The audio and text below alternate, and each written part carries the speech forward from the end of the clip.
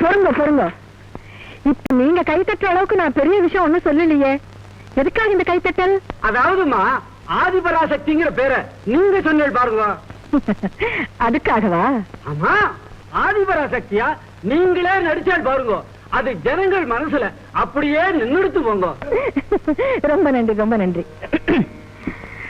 அப்படி அன்னையாக விளங்கும் ஆதிபராசக்தி தன் மக்களை காத்து ரட்சிப்பதற்காக பல்வேறு உருவங்களில், பல்வேறு நாமாக்களில், பல்வேறு இடங்களில் கோயில் கொண்டு அருளாட்சி புரிந்து வருகின்றாள். அவற்றில் அதி முக்கியமானது 64 சக்தி பீடங்கள். அந்த சக்தி பீடங்கள் எப்படி வந்தது தெரியுமா? அந்த இடத்துலதான் நம்ம கொஞ்சம் புராணத்தை பார்க்கணும். தட்சன் தட்சன் சொல்றாங்களே, அவன் யார் தெரியுமா? தட்சன் உன்னை பெற்றெடுத்த தந்தைதான். ஆனாலும் என்றுமே என்னை விரோதியாகவே எண்ணிக்கொண்டிருக்கிறான். எப்படி சொல்கிறீர்கள்? ஆதி பராசக்தியின் சித்தப்படி எனக்கென்றே அவதரித்த உன்னை அன்றே எனக்கு தர மறுத்தான். இன்று அவன் நடத்தும் யாகத்தின் பெயர் என்ன? சோமயாகம். அந்த யாகம் யாருக்கு உரியது? தங்களுக்கே உரியது.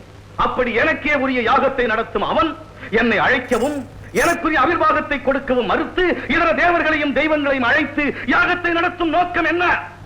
அவர்கள் நோக்கம் எப்படியோ இருக்கலாம். ஆனால் அடியாள் அங்கு செல்லும் நோக்கம் என்ன என்பதை தேவரீர் புரிந்து கொள்ள வேண்டும் என்று பிரார்த்திக்கிறேன். என்ன?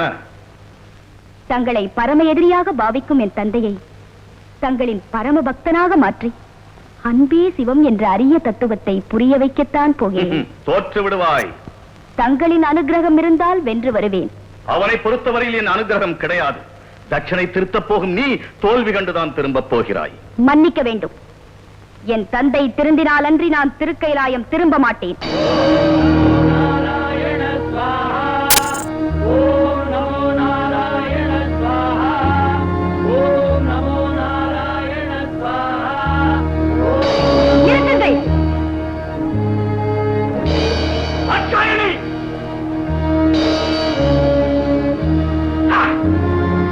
தந்தையை புறக்கணித்து பேயுடன் ஆடும் பித்தனோடு ஓடினாயே, மீண்டும் நீ இங்கு வரவோ நான் நடத்தும் இந்த யாகத்தை தடுத்து நிறுத்தவோ உனக்கு என்ன உரிமை இருக்கிறது?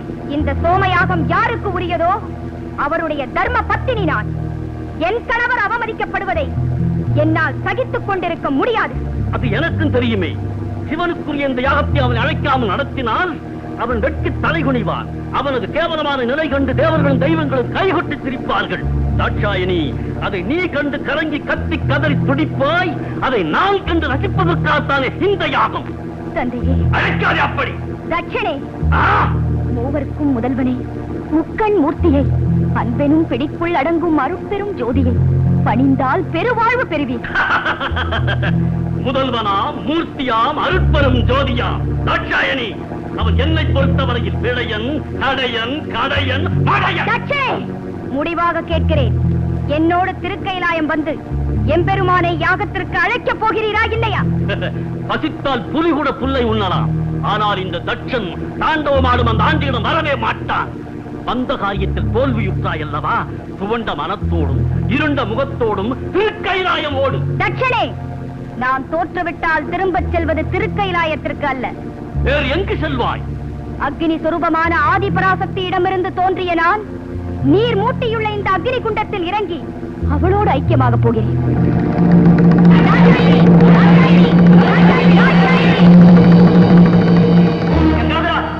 அதிதேவதையான தங்களது பத்தினி அக்னியில் இரண்டரை கலந்து விட்டால் அனைத்து உயிர்களும் சக்தி இழப்பதோடு நீங்களும் நானும் கூட பலமிழந்து பரிதவிக்க நேரிடும். உடனே தடுத்து நிறுத்துங்கள். இதுக்கு ஒரு உதாரணம் சொல்றேன் கேளுங்க. அதே கிராமத்துல ஒரு தம்பதியருக்கு மகாகவி காலமேகத்தோட அருளால ஒரு புத்திரன் பிறந்தான். அவன் எப்படி இருந்தான் தெரியுமோ? சிற்பம், சித்திரம், இசை முதலிய எல்லா கலைகளிலும் தேர்ச்சி பெற்று மகாமேதையாக விளங்கினான். தாத்தா வந்திருக்காரா? தாத்தா என்ன பாக்குற பையல?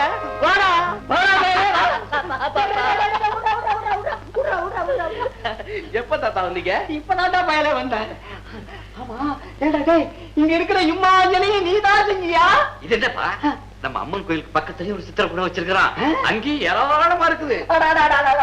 என்ன அழகு, என்ன அழகு, என்ன லட்சணம். டே பயலே, ஒன்னொன்னு பாக்குறதுக்கு ரெண்டு கண்ணு பத்தாதுடா பயலே. தாத்தா, இந்த கலை நுணுக்கம் எல்லாம் 1000 கண்ணுடைய சமயவிரத்தம்மா எனக்கு போட்ட பிச்சை தாத்தா. ஆமாண்டாப்பா, ஆமா. ஏண்டாப்பா, இப்படி நல்ல நல்ல சிலையெல்லாம் செஞ்சு வீட்டுக்குள்ளேயே வச்சிருந்தா யாருக்கு பிரயோஜனம்? எல்லாத்தையும் எடுத்துக்கிட்டு போய் நம்ம மகாராஜா கிட்ட காட்டினா. நம்ம மகாராஜா கலை உள்ளம் படைச்சவர் தான், கலைஞர்களுக்கெல்லாம் வாரி வாரி கொடுக்கிறவர் தான். ஆனா அவர் மனைவி விஷயத்துல அவர் நடந்துக்கிற முறை இருக்கு, அதை நினைச்சா என் மனசு கொஞ்சம் வேதனைப்படுது தாத்தா. என்ன அப்படி? தாத்தா, மகாராஜாவும் இளைஞர், மகாராணி இள வயசு பொண்ணு. அத்தோட இசை, நாட்டியம், நடனம் எல்லாத்துலயும் சரஸ்வதிக்கு சமானம்னு சொல்றாங்க. அவங்க மத்த எந்த ஆண்கள் கண்ணுலையும் பட்டுடக்கூடாதுங்கிறதுக்காக ஆயுள் கைதி மாதிரி அரண்மனைக்குள்ளே அடைச்சு வச்சிருக்காரு. இது நியாயமா தாத்தா? அடே அடே, அது ராசாவுக்கு சங்கதிடா. அட பா தாத்தா, மகாராணி நம்ம கோயிலுக்கு வந்தாங்க. மகாராஜா மகாராணி கோயிலுக்கு வர சத்தம் கேக்குது. ஏன் வந்தா என்ன? சரி வாங்க. அட மூடட்டு பையன். ஏண்டா டேய், இப்ப நம்ம மகாராஜாவே அந்த கூப்பிட்டு அனுப்பிச்சா நீ போவியா மாட்டியா? அவரா கூப்பிடுவாரு? இல்ல, எங்க அம்மா சமயபுரத்தா நினைச்சா கூப்பிட வப்பா. அப்படியே கூப்பிட வச்சா நீ போவியா? போவே.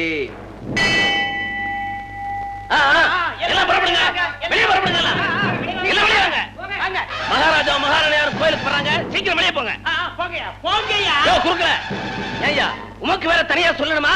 புறப்படையா. மகாராணியாரே பூஜை பண்ணுவாங்களே, அதுக்கு வேண்டிய தெய்வங்கள்லாம் எடுத்து வச்சுட்டு இருக்கேன். வச்சிட்டு புறப்படையா.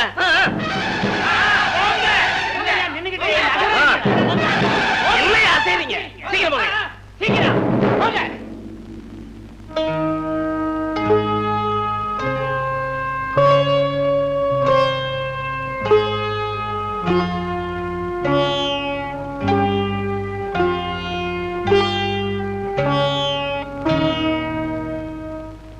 வரலாம்.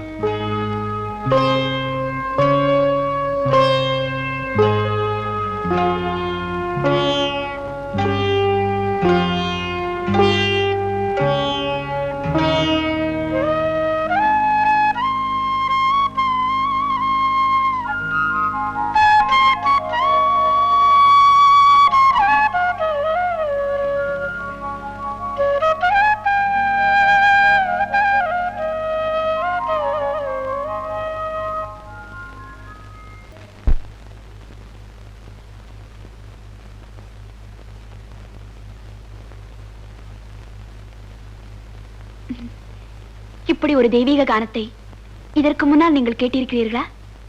இல்லை. இவ்வளவு குரல் இனிமை படைத்த பாடகர் நமது ஆஸ்தானத்தில் யாராவது இருக்கிறார்களா? ஒருவரும் இல்லை. அப்படி இருக்கும்போது இவரையே நமது ஆஸ்தான தலைமை பாடகராக நியமித்து விடலாமே. இவன் யாரோ, எந்த ஊரோ, என்ன பேரோ? பதவிக்குரிய திறமை இருக்கிறதா என்றுதான் பார்க்க வேண்டுமே தவிர ஊர் பேரையெல்லாம் விசாரிப்பது உறவினர்களுக்கு பதவியை ஒதுக்கி வைக்கும் உபயோகமற்றவர்கள் செய்யும் காரியம் அல்லவா? இது தங்களுக்கும் தேவையா? சரி, நீ ரசித்து விட்டாய். அமைச்சரிடம் சொல்லி ஆவணம் செய்கிறேன். மன்னா, தங்கள் மனம் கவர்ந்த பாடகனை பற்றி பூரணமாக விசாரித்து விட்டேன். எப்படி? இசைத்துறையில் மட்டுமல்ல மன்னா, சிற்பம், சித்திரம், கவிதை முதலிய சகல கலைகளிலும் மாபெரும் மேதை என்று சொல்லுகிறார்கள். இத்தனைக்கும் மேலாக சமயபுரத்து அம்மையிடம் பக்தியும் எல்லையற்ற ஈடுபாடு உண்டென்றும் சொல்லுகிறார்கள். அப்படியானால் அமைச்சரே, அவனை நமது அரசவை தலைமை கலைஞராக நியமித்து விடலாமே. என்ன? அவனை அந்நிலைக்கு கொண்டு வர இப்போது இருக்கும் நமது அரசவை கலைஞர்களும் புலவர்களும் சம்மதிப்பார்களா? அவனையும் அவர்களையும் மோதவிட்டால் முடிவெடுத்து விடலாம். ஆவண செய்யுங்கள்.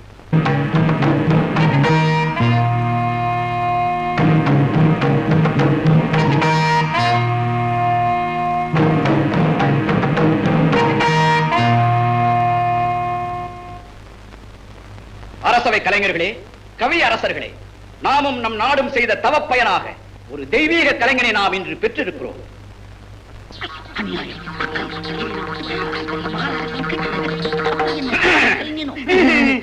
சிற்பம், சித்திரம், இசை இவை எல்லாவற்றிலுமே பூரணம் பெற்று நிறைகுடமாக விளங்கும் இளம் கலைஞர் சிவநேசனை நமது அரசவை தலைமை கலைஞராக நியமிக்க முடிவெடுத்துள்ளோம்.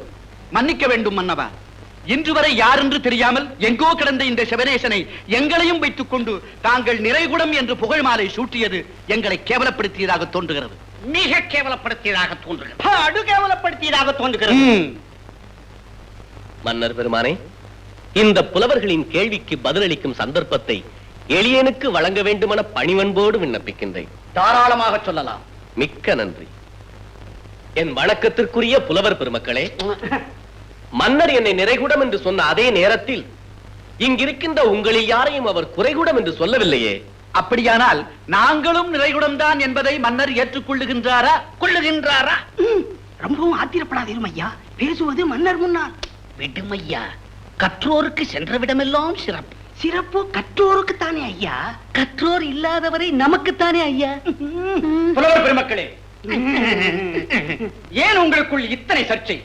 நீங்கள் அனைவருமே நிறைகுடம் தான் என்பதை நான் உளமாற ஏற்றுக்கொள்கிறேன். எங்களுக்கு அது போதும். ஆனாலும் மன்னவா, பழைய நிறைகுடங்களாக நாங்கள் இத்தனை பேர் இருக்கும் போது புதிதாக வந்த ஒரு நிறைகுடத்திற்கு தலைமை பதவி வழங்குவதில் என்ன நியாயம் இருக்கின்றது? தலைமை பதவிக்கு வேறு என்னதான் தகுதி வேண்டும் என்று நீங்கள் எதிர்பார்க்கிறீர்கள்? மன்னா, ஓர் ஓவிய கலைஞன் அவன் தன் வாழ்நாளில் என்றுமே பார்த்திராத ஒருவனுடைய பெருவிரல் ரேகையை கொண்டு அந்த ரேகைக்குரியவரின் முழு உருவத்தையும் அங்கலட்சணம் பிசகாமல் அளவும் குறையாமல் தீட்டிவிட முடியும் என்று சிற்ப சாஸ்திரம் ஆணித்தரமாக பறைசாற்றுவதாக நாங்கள் அறிகிறோம். அப்படிப்பட்ட ஒரு சாதனையை இவரால் நிகழ்த்த ஆகுமா? என்ன சவாலை ஏற்றுக்கொள்ளலாமா? ஏற்றுக்கொள்ளலாம். ஆனால் ஒன்று, பாவம், இவர்கள் பெருவிரல் ரேகை வரைதான் அறிந்திருக்கிறார்கள்.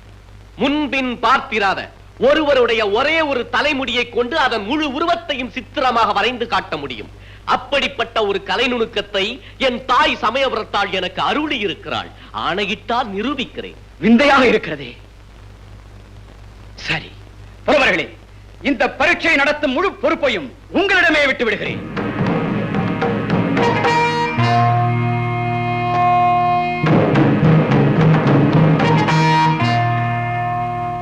மன்னா, என் கையில் இருப்பது மிக மிக மிக அழகான ஒரு பெண்ணின் தலைமுடி. இதை கொண்டு இதற்குரிய பெண்ணின் உருவத்தை இவர் தீட்டட்டுமே, பார்ப்போம்.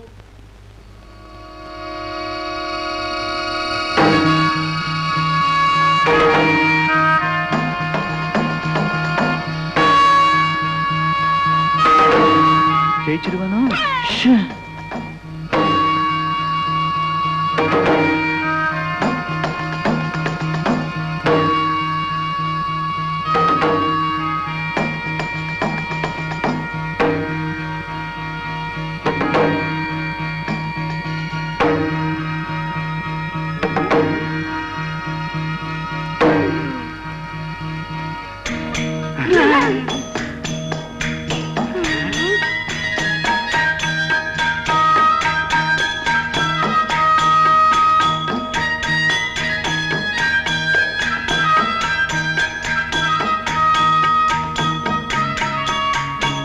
மன்னா, இந்த முடிக்குரிய உருவம் இந்த முனிவர் தான்.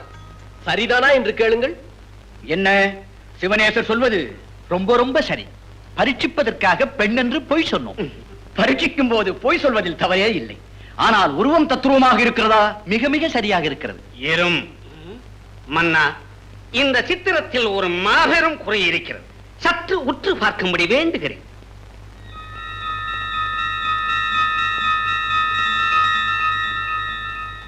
எந்த குறையும் இருப்பதாக எனக்கு தெரியவில்லையே. மன்னா, தீட்டப்பட்ட உருவம் ஆனா பெண்ணா என்பதற்கு போதுமான விளக்கம் இல்லை. அறிவு இருக்கிறதா உமக்கு? முழநீள தாடி வரைந்திருப்பதிலிருந்து அது ஆண்தான் என்பது புரியவில்லையா உமக்கு? புத்தி. இந்த முனிவரை நான் பார்க்க வேண்டுமே. ஆணை, அழைத்து வாருங்கள்.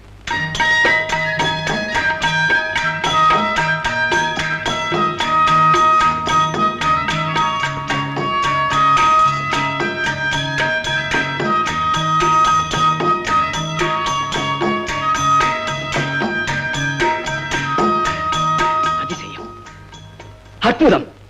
புலவர்களே, சிவனேசர் தலைமை பதவிக்கு தகுதி பெற்றிருக்கிறார் என்பதை இப்போதாவது ஒப்புக்கொள்கிறீர்களா? ஒப்புக்கொள்கிறோம். ஆனாலும் என்னையா ஆனாலும்? மன்னிக்க வேண்டும் மன்னா, ஒரு முடியை கொண்டு முழு உருவத்தையும் தீட்டிவிட முடியும் என்பதை இப்போதுதான் நாங்கள் கேள்விப்படுகிறோம். ஆனாலும் சிவனேசன் அதை நிரூபித்து விட்டார். இதில் எங்களுடைய குழப்பம் என்னவென்றால், நாங்கள் பரமரகசியமாக செய்திருந்த இந்த ஏற்பாட்டை எங்களுக்குள் யாரோ ஒரு கருங்காலி கவிஞன் இருந்து இந்த முனிவரை முன்கூட்டியே சிவனேசருக்கு காட்டி கொடுத்து விட்டானோ என்பதுதான்.